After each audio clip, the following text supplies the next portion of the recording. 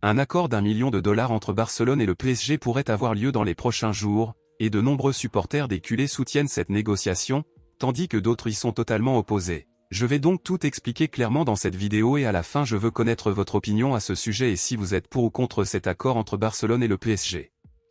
Avant d'en parler, je souhaite apporter ici des informations actualisées sur la signature de Joao Félix pour la saison prochaine. Comme déjà annoncé, Joao Félix figure sur la liste des priorités de Hansi Flick, mais un problème vient d'apparaître qui pourrait changer toute cette histoire.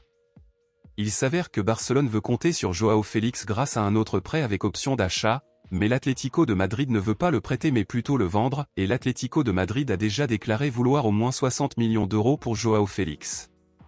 À ce stade, il vient d'être confirmé que Manchester United et Fenerbahçe seraient intéressés par le vol du joueur de Barcelone et seraient prêts à payer 60 millions d'euros pour recruter le Portugais. Barcelone a actuellement 3 options, la première est de convaincre l'Atlético de Madrid d'accorder un nouveau prêt, la seconde est d'acheter le joueur pour 60 millions d'euros, et la troisième est de l'oublier et de le laisser aller dans un autre club. Si Barcelone ne peut pas renouveler le prêt de Joao Félix, pensez-vous que cela vaut la peine de payer 60 millions d'euros pour lui ou vaut-il mieux le laisser partir?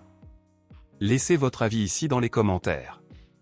Passons maintenant à l'actualité principale, bombe exclusive de dernière minute.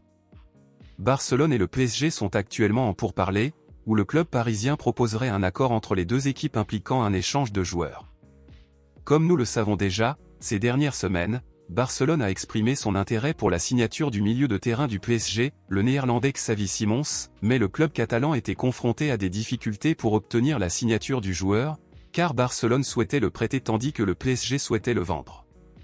Or, il vient d'être confirmé que le PSG aurait proposé un accord à Barcelone, où le club parisien céderait Xavi Simons au club catalan et en retour le PSG souhaite que Barcelone leur donne le milieu de terrain Frenkie de Jong.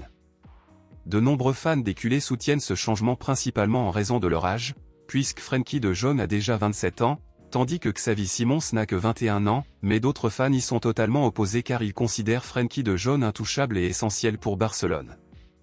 Donc, à votre avis, pensez-vous que cela vaut la peine d'échanger Frenkie de Jong contre Xavi Simons ou Barcelone ferait-il une erreur?